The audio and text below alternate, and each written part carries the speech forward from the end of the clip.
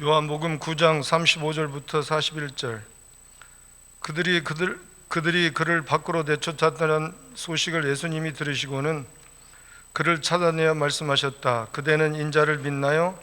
그 사람이 대답했다. 그런데 누가 인자입니까? 주님, 그분을 믿겠습니다. 예수님이 말씀하셨다. 그대도 그를 만난 적이 있습니다. 지금 그대와 말을 하고 있는 사람이 바로 그 사람입니다. 그가 말했다. 제가 믿습니다, 주님. 그리고 예수님께 엎드려 절했다. 예수님이 말씀하셨다. 심판하기 위해서 나는 이 세상에 왔습니다. 그리하여 못 보는 사람들을 보게 하고 보는 사람들을 못 보는 사람들이 되게 하려는 겁니다. 바리새파 사람들 가운데서 몇 명, 곧 예수님과 함께 있던 사람들이 이런 말씀을 듣고 말했다. 우리도 역시 못 보는 사람이라는 말입니까? 그들에게 예수님이 말씀하셨다. 당신들이 못 보는 사람이라면 죄가 없을 것입니다. 그런데 지금 우리가 본다 하고 말하고 있으니 당신들의 죄가 그대로 남아 있습니다.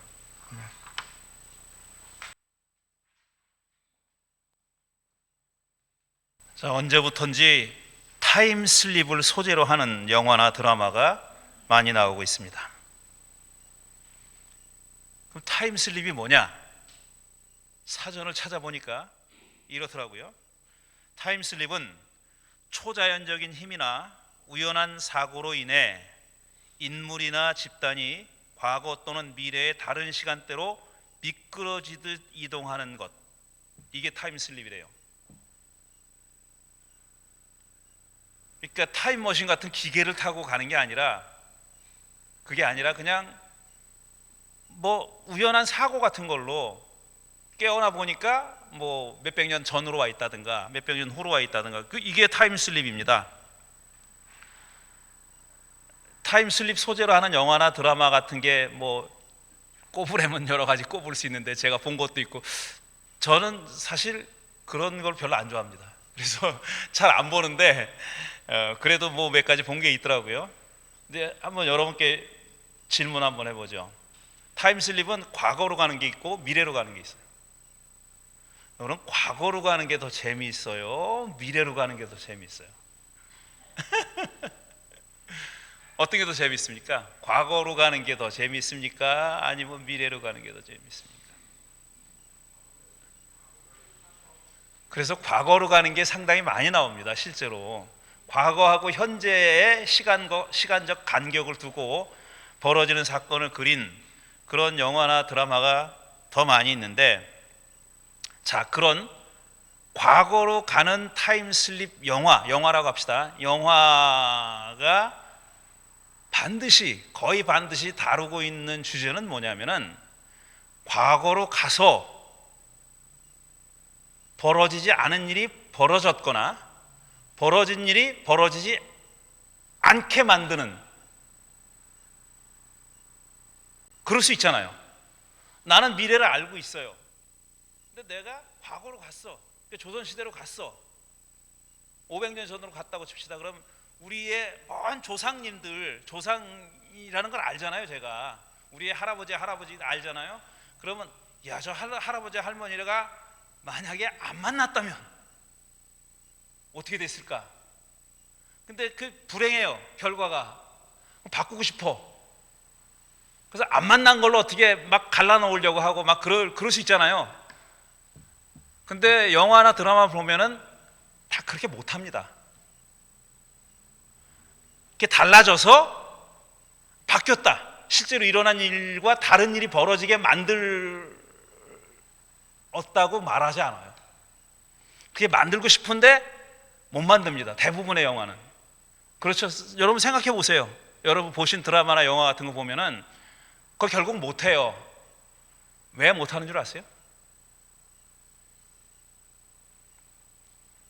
답을 안 기다리겠습니다. 급하기 때문에. 왜 못하느냐 하면은, 예를 들어서 우리 여러 대 조상이 이제 결혼을 해서 그 다음에 후손이 계속해야 내가 나오는데, 그거를 아니면 내가 나오든지 아니면 다른 뭐 불행한 일이 못 일어나게 하는데, 만약에 실제로 일어난 일과 다르게 일을 전개시키잖아요. 그러면은 내가 안 태어나는 데로 끝이지 않아요. 내가 지금 겨냥하는 그 불행한 일이 안 일어나는데 그치지 않아요. 무수히 많은 일이 달라지는 거예요.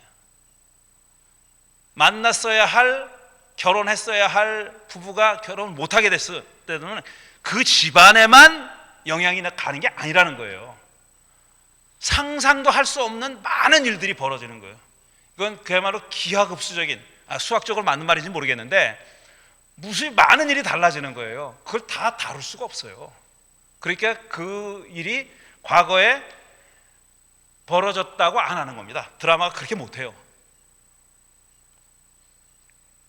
제가 계속 이 시리즈 요 근래에 몇 번에 걸쳐서 얘기하는 내용이 있습니다. 현재에서 과거를 바라볼 때는 현재 이렇게 된 게 이유가 있고 심지어는 필연적이다 라고까지 그렇게 될 수밖에 없었어. 현재에서 과거를 바라보면은 그렇게 생각하기 쉬운데 실제로 그 과거의 시점에 살았던 사람들에게는 다양한 옵션이 있었고 꼭 이 길로 가지 않아도 되는 다른 길들의 옵션이 여러 개 있었어요. 근데 우연히 어떤 이유 때문에 이 길을 택한 겁니다. 다른 일을 절대로 택할 수가 없어서 이 길을 택한 게 아니라 이 길을 어쩌다 보니까, 조금 과장해서 말하면 어쩌다 보니까 이 길을 택했고 이런 결과가 나온 거예요. 근데 현재에서 보면은 꼭 필연적인 것 같이 이렇게 생각을 많이 하게 된다는 거예요. 그래서 소위 역사의 법칙이라는 역사의 법칙이라는 얘기를 많이 합니다. 사회과학자들도 많이 하고 뭐 철학자들도 얘기 많이 하고 역사학자들도 많이 얘기해. 역사의 법칙 같은 게 있다. 근데 그거는 지금 봐서 법칙같이 여겨지는 거예요, 과거를. 근데 과거 그 시점에 살았던 사람한테는 여러 가지 선택지가 있는데 그 중에 하나를 어떤 정말 나중에 사람들은 합리적이지 않은 이유로 택했을 수도 있는 겁니다. 그래서 지금 이런 결과가 나왔을 수도 있다. 이런 결과가 초래됐을 수도 있다. 이런 얘기입니다. 이런 점들을 전제하고 시각장애인으로 태어난 요한복음 9장의 그 사람 이야기를 다시 생각해 보겠습니다. 저는 먼저 이거를 전제하고 말씀드릴게요.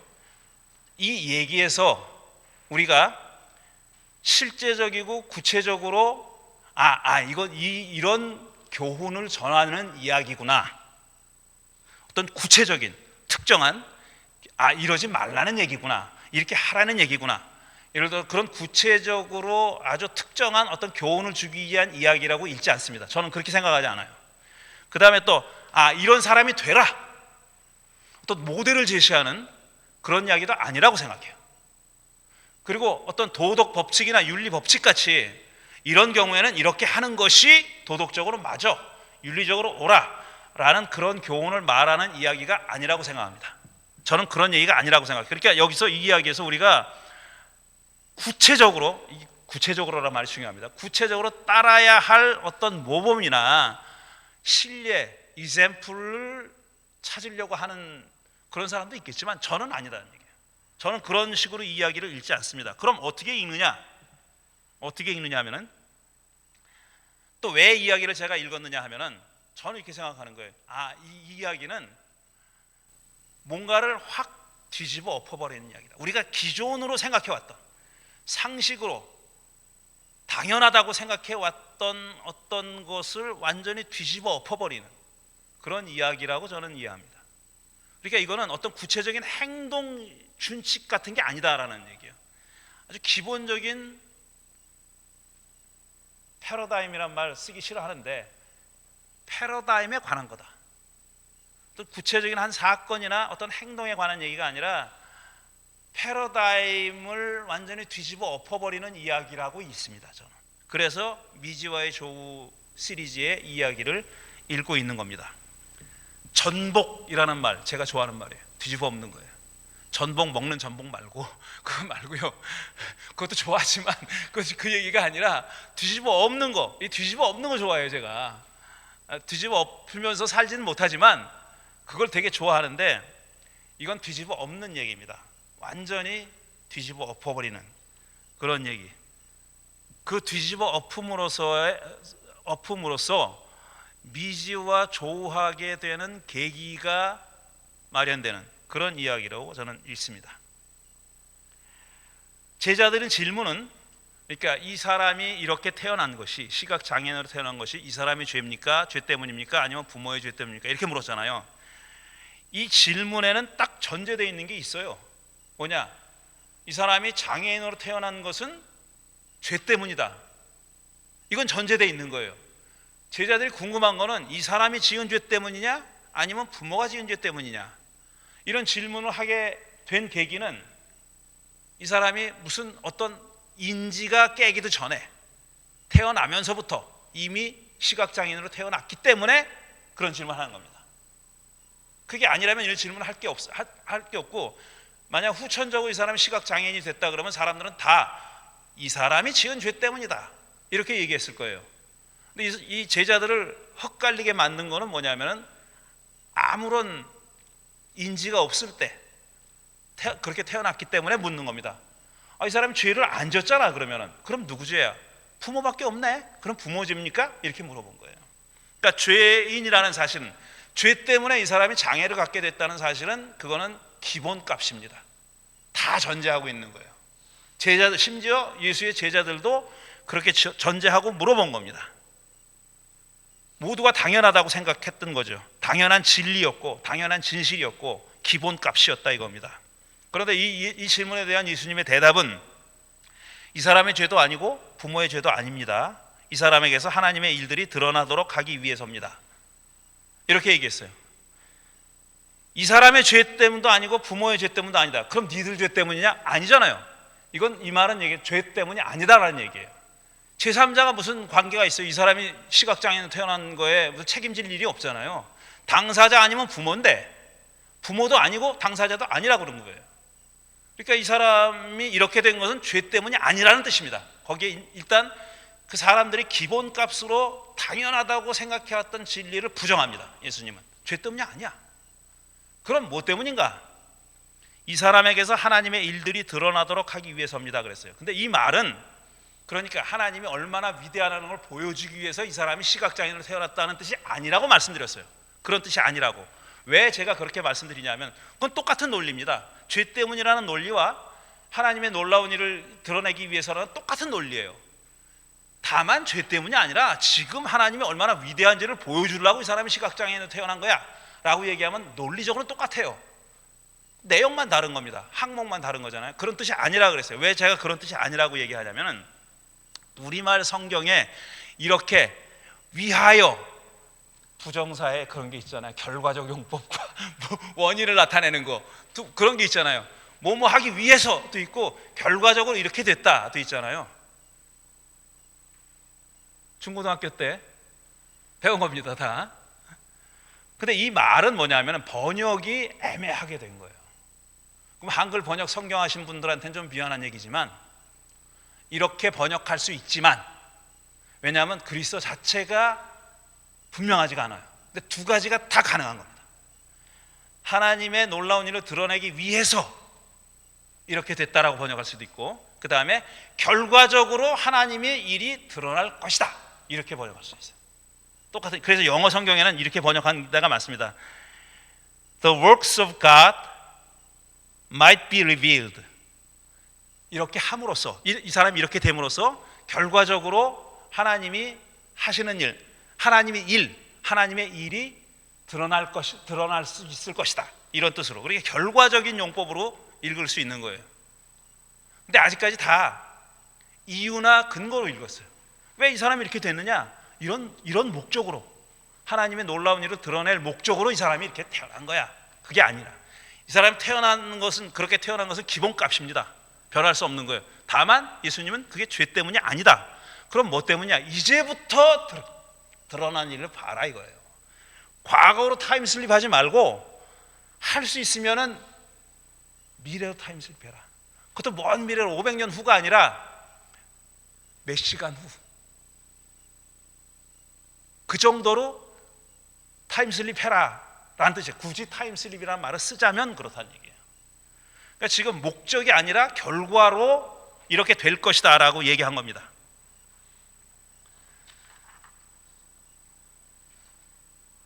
우리 인간이, 그러니까 자꾸 이제 사상 얘기하면 동양 사상도 많이 있는데 사실 제가 동양 사상은 많이 몰라요. 신학을 공부하니까 서양 사상을 공부할 수밖에 없어요. 그래서 서양 사상을 많이 얘기하는데 제가 동양 사상을 무시하거나 그런 건 아닙니다. 단지 제가 무지할 뿐이에요. 몰라서 얘기 못하는 거지, 그게 뭐 수준이 낮다거나 그런 잘못됐다거나 그런 거 아닙니다. 근데 어쩔 수 없이 신학을 공부한 사람이, 기독교 신학을 공부한 사람이니까 서양 사상을 많이 얘기하는데, 서양 사상을 제가 이 얘기를 하면서 자꾸 근원을 따지고 들어가는 아주 오래된 습관이 있다고 얘기했잖아요. 지금 현실을 이해하기 위해서는 자꾸 거슬러 올라가서 더 그 원인을 계속 거슬러 올라서 가장 근원적인 원인이 뭘까? 거기서부터 비롯됐다. 그걸 알아야 현실을 알 수 있다. 이게 서양 사상의 논리 구조입니다. 이렇게 생각해 왔어요. 또 하나 또 뭐냐 하면은, 왜 그렇게 근원을 따졌냐 하면은 이런 겁니다. 근원에서부터 이미 진리는 주어져 있다. 이게 서양 사상의 기본이에요. 그걸 플라톤은 이데아라고 얘기한 거예요. 그리고 요한복음은 그걸 로고스라고 얘기했어요. 태초에 로고스가 있었다.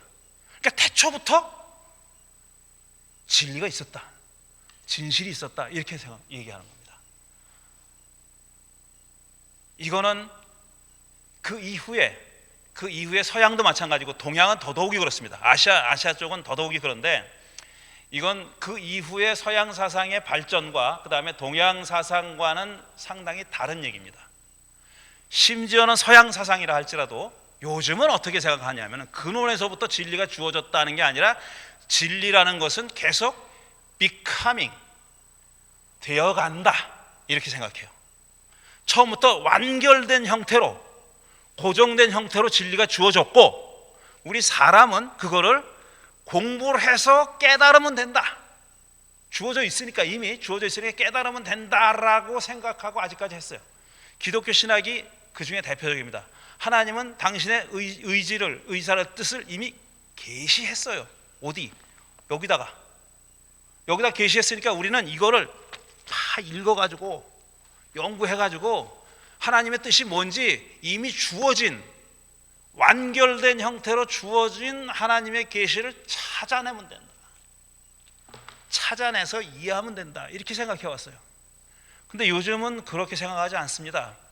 그렇게 생각하지 않은 신학이 1960년대, 70년대에 이미 있었어요. 그래서 제가 몇 번 인용한 적이 있는 얘기인데 잊어버리셨으니까 또 인용합니다. 독일의 에버하르트 융겔이라는 신학자가 있어요. 이미 오래전에 돌아가신 분입니다. 1960, 70년대에 우리말로 번역된 책도 있더라고요. 요즘 보니까. 옛날에는 번역할 생각 못했어요. 물론 다 독일어로 썼고 영어로 번역된 책은 여러 권 있었어요. 제가 가지고 있던 한 100페이지 정도 되는 조그만 책이 있어요. 근데 그 책의 제목이 뭐냐면 God's being is in becoming. 우리말로 번역하면 하나님의 존재는 되어감에 있다. God's being is in becoming. 만들어져 가고 있다. 되어가는 중이다. 형성되는 중이다. 이런 얘기예요. 그러니까 하나님의 존재, 심지어는 융헬은 진리, 진실 뭐 이런 게 이미 주어져 있는 게 아닌 정도가 아니라 하나님의 존재 자체도 요즘식으로 얘기하면 미완성이다, 이렇게 얘기한 거예요. 이거 삼위일체에 관한 책입니다. 삼위일체를 설명하는 책이에요. 그런데 이 제목이 이렇게 돼 있어요. 이 제목이 이 책의 내용을 한마디로 얘기하고 있는 거예요. 저는 이 책을 처음에 지금은 없어진 종로서적에서 구입을 한 다음에, 외서부에서 구입을 한 다음에 얼마나 제가 충격을 받았는지 몰라요.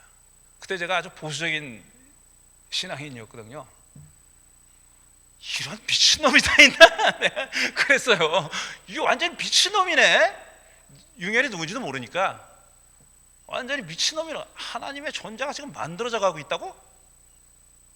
이런 개소리가 어딨어 이러면서 읽었어요. 제가 내용은, 자세한 내용은 기억 안 나요 지금. 근데 심지어 하나님의 존재가 미완성이라는 거예요. 이거는 제가 너무 건너뛰는 얘기지만 우주가 계속 팽창하고 있다는 얘기랑 똑같은 얘기입니다. 138억 년 전에 빅뱅에서 탄생한 우주가 계속 팽창하고 있고, 팽창하고 있다는 증거가 있잖아요. 우주의 끝이 어딘지 몰라요. 지금 우주는 계속 만들어져 가고 있는 중입니다. 지금 우리는 은하의 조그만 태양계의 조그만 이 지구라는 조그만 정말 이 어둡고 푸른 그 빛을 발하는 그 별에 살고 있지만, 은하계 안에만 해도 수백억 조 단위도 아니고 다 경단이더라고. 그 우주로 가면요 경단이에요. 경은 10에 20몇 승이든가 뭐 그렇더라고요. 공이 20 몇 개 붙어야 경이던데, 상상할 수 없는 거지만 상상할 수 있어요. 지금 우주는 팽창하고 있는 거예요. 그와 마찬가지로 하나님도 지금 비카밍하고 있다는 거예요. 이 말이 받아들여지기 힘든, 이 말을 받아들이기 힘드시다면 이렇게라도 생각하시면 좋겠어요. 하나님에 대한 인간의 생각은 계속 비카밍하고 있어요. 구약시대 신약시대 따질 것도 없습니다. 지금부터 수십 년 전에 여러분이, 우리가 기독교 신앙에 대해서, 하나님에 대해서, 예수님에 대해서 생각했던 거하고 완전히 달라요. 완전히 달라요. 그러니까 내 안에서 하나님에 대한 믿음과 생각은 계속 비카밍 되고 있는 거예요. 계속 형성되어 가는 중입니다. 저는 아직 미완성이고 죽을 때까지 미완성일 거예요. 그건 우리 인간의 운명이에요. 이걸 받아들여야 돼요. 내가 지금 가지고 있는 신앙이 온전하다라든지, 무슨 남을 비판할 정도가 된다라든지, 내가 정통이라든지, 이거 다 헛소리입니다. 과거에 정통이었다고 하는 것이 지금 이상한 생각이 된 게 얼마나 많으며, 과거에 이단이라고 해가지고 다 쳐냈던 것이 지금 생각해 보니까 이게 맞는 말이고 일리가 있는 말이 얼마나 많아요. 그런 겁니다. 그러니까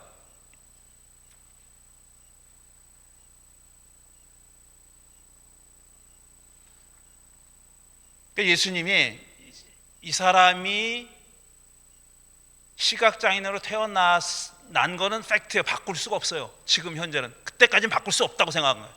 근데 결과적으로 이 사람으로 인해서 하나님의 일들이 드러날 것입니다 라고 얘기하신 거죠. 자, 여러분, 우리는 지금 장애를 가지고 있는 사람들에 대해서 어떻게 생각합니까? 뭐 크고 작은 장애는 다 대부분 다 가지고 있다고 생각하지만, 그거 말고 심각한 장애를 가지고 있는 사람들 있잖아요. 심각한 장애, 정말 사회생활이 힘든, 일상생활이 힘들 정도로 장애를 가지고 있는 분들이 많이 있어요. 선천적이든지 후천적이든지. 자, 여러분, 그런 사람들이 저 사람이 죄 때문에, 죄가 많아서 저렇게 태어났다라고 생각하시는, 저렇게 됐다, 태어났다 아니에요, 저렇게 됐다라고 생각하시는 분 계십니까?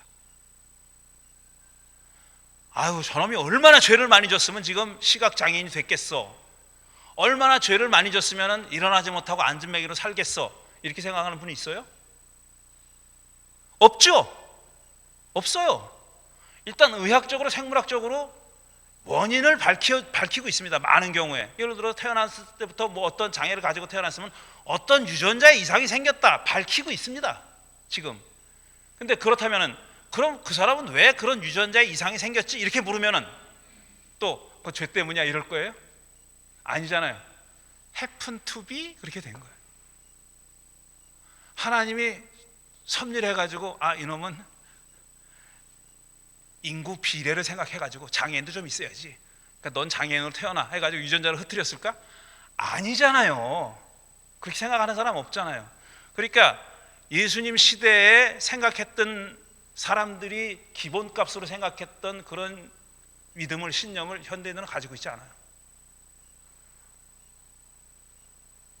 지금 저 사람이 장애를 가지고 일상생활하기 어렵다 그러면 현대인들은 어떻게 생각하냐면은, 야, 저놈이 왜 저렇게 됐을까 생각 안 하고, 착한 사람들은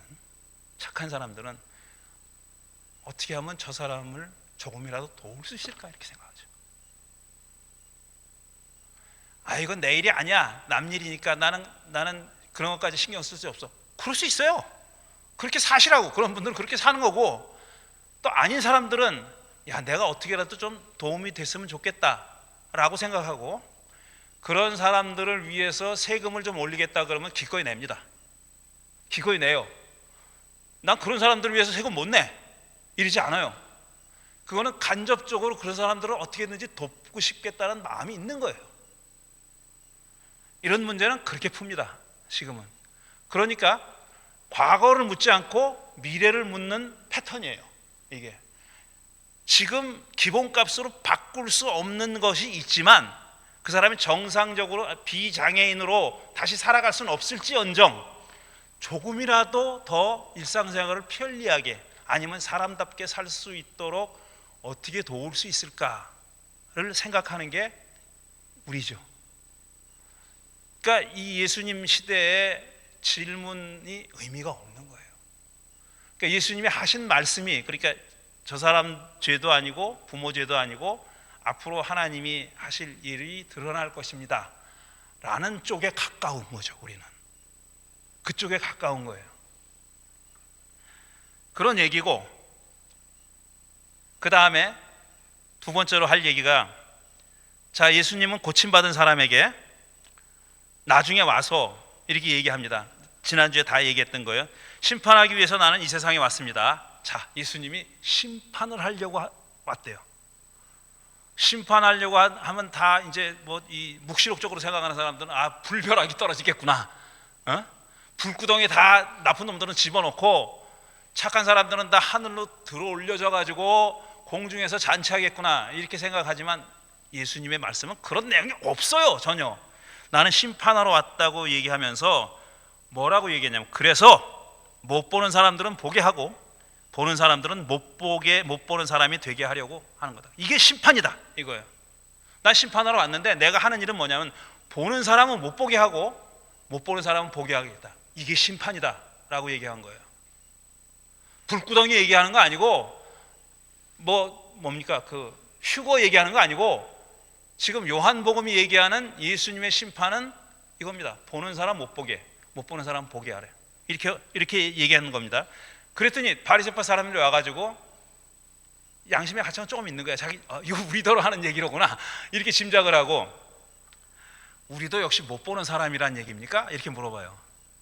자기들한테 하는 얘기라고 감은 잡은, 눈치는 있어요, 눈치는. 그랬더니 예수님이 결정적인 말씀하신 거죠. 당신들이 못 보는 사람이라면 죄가 없을 것입니다. 그런데 지금 우리가 본다라고 말하고 있으니 당신들의 죄가 그대로 남아 있습니다.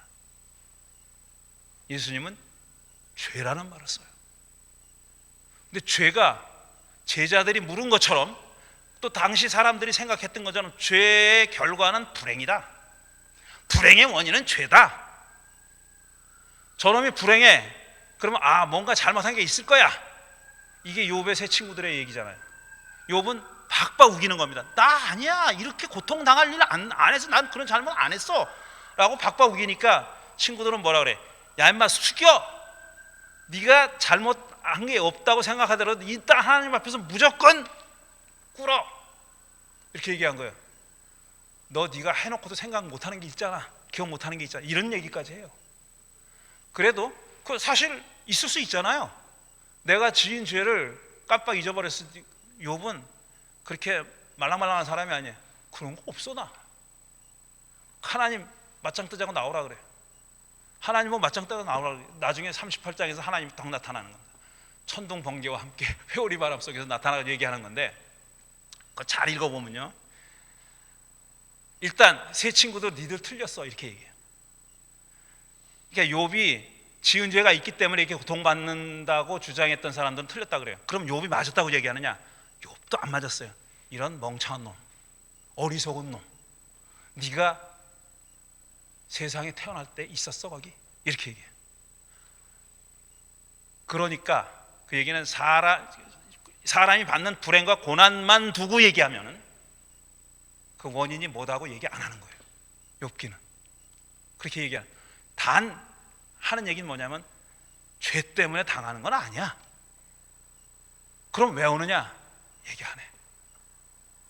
그게 사람의 삶에 수수께끼인 거예요. 그래서 그 수많은 사람들이, 사상가들이, 신학자들이, 그 유명한 사람들이 그 문제를 가지고 소위 신정론이라고, theodicy라고 하는 거 가지고 여태까지 씨름하고 수천 권, 수만 권의 책을 쓰고 논문을 쓰고 글을 쓰고 그러는 겁니다. 아직까지도 그건 해결책이 없는 거예요.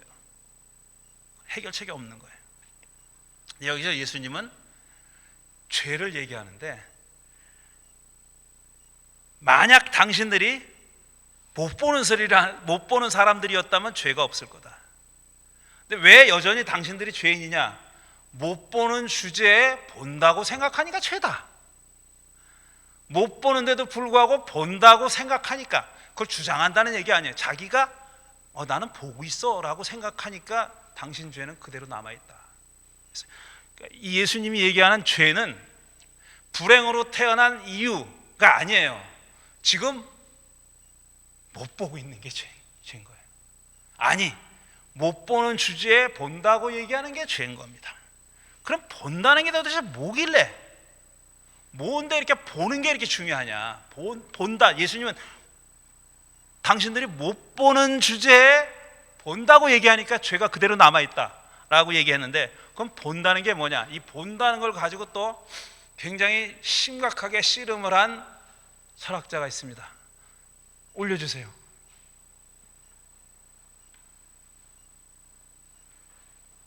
프랑스의 철학자입니다. 루이 알투세르라고 하는 사람이에요. 뭐라고 얘기했냐면은, 인간 문화의 역사에서 우리 시대, 이 사람이 20세기 초에 살았던 사람이에요. 물론 20세기 말에 죽었는데 20세기 초를 얘기하는 겁니다. 인간 문화의 역사에서 우리 시대는 언젠가 가장 극적이고 가장 힘겨운 시련을 경험한 시기, 곧 보기, 듣기, 말하기, 읽기와 같은 실존의 가장 단순한 행위의 의미를 발견하고 습득하게 된 시기로 기록될지도 모른다고 감히 주장한다. 프랑스 사람들이 이렇게 말을 복잡하게 합니다. 복잡하게 하는데, 쉽게 얘기하면 이거예요. 우리가 그냥 너무나 당연한 것으로 여기는 보기, 읽기, 듣기, 뭐라 그랬어요? 보기, 듣기, 말하기, 읽기 같은, 정말 우리가 살아가면서 늘 하는 거예요. 가장 일반적이고 보통 평범한 일이 가지고 있는 그 단순한 행위가 무슨 의미를 가지고 있는지, 그거에 대해서 깊이 성찰한 시기로 기억될 거다, 이런 말을 했어요. 자, 본다는 것은 외부에서 들어오는 감각을 뇌로 전달해 가지고 내가 보고 있다 이렇게 느끼는 거잖아요. 내가 뭘 보는 게, 내가 지금 보는 거는요, 여러분이 보고 있는 거는 아주 극히 짧은 과거에 일어난 일입니다. 뇌까지 전달돼 가지고 인식할 때까지 걸리는 정말 짧은 시간이지만 지금 현재가 아니에요. 그런 얘기를 하려는 건 아니고, 근데 본다는 게 그렇게 감각적인 것만은 아니다라는 거예요. 감각적인 내용만은 아니다라는 얘기를 하는 거고, 이 사람은 그러니까 보기, 듣기, 쓰기 같은 정말 일상적인 일이 도대체 어떤 의미를 가지고 있는지 심각하게 생각한 시기가 20세기 초 중반, 20세기일 것이다. 넓게 잡아서 20세기라고 합시다. 이 사람은 아닌데, 제가 가끔 이름을 얘기한 저 유명한 자크 데리다라고 하는 사람은 글쓰기에 관한 책을 썼어요. 그 책 제목이 그라마톨로지라는 책입니다. 그라마톨로지가 우리말로 1000페이지예요. 1000페이지. 그라마톨로지 1000페이지짜리입니다. 근데 그 책은 뭐냐? 글쓰기에 관한 책이에요. 그러니까 이 알투세르 말고도 글쓰기라는 거, 혹은 보기, 이런 그 가장 기본적인 그 감각 행위라고 해야 될까? 일상 행위가 가지고 있는 뜻이 얼마나 복잡한지를 얘기한 사람이라는 얘기입니다.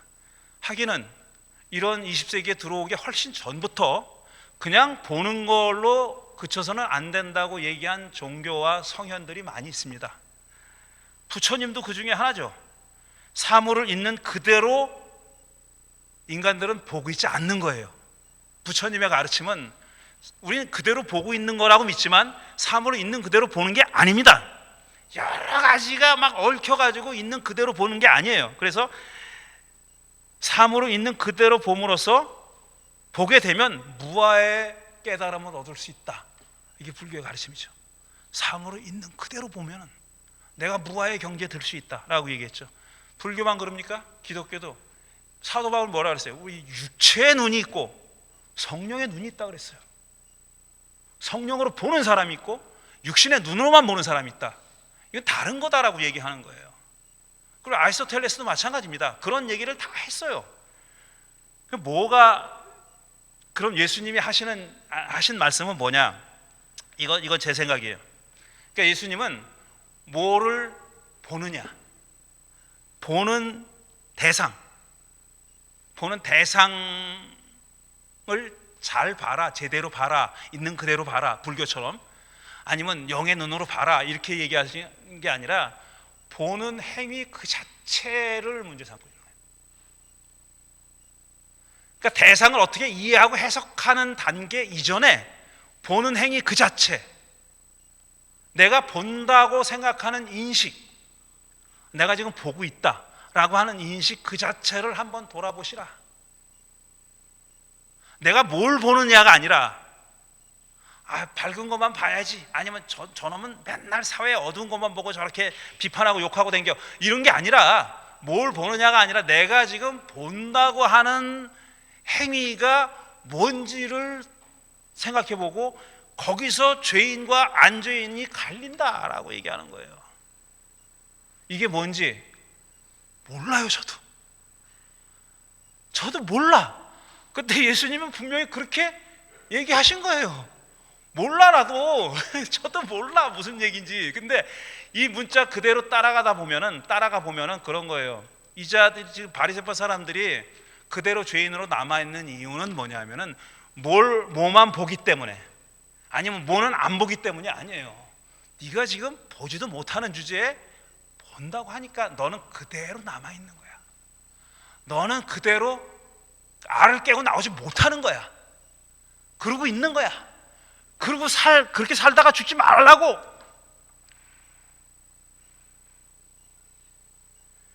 그게 뭔지를 알면은 제가 이러고 있겠습니까? 그때 하나 아는 건 그거예요. 이분이 지금 문제 삼고 있는 게 내가 보고 있다는 인식 그 자체로구나. 오늘도 충분히 길게 했으니까 여기서 딱 끝내겠습니다. 왜 끝내느냐? 더 이상 할 말이 없어서, 하는 게 없어서 끝내는 거예요. 그리고 다음 주에는 이제 11장에 가면 나사로 살린 이야기가 나옵니다. 요게 미지와의 조우 시리즈 마지막입니다. 그 2번, 나사로 살린 이야기 2번 하고 요 시리즈는 끝내도록 하겠습니다. 고생하셨습니다. 저도 고생했지만 여러분들도 고생했습니다. 알티셔도 고생했고 데리다도 고생했습니다. 다들 고생한 한 시간이었습니다. 자, 드린 말씀 생각하고 잠시 되새김질 해보는 그런 시간 갖겠습니다.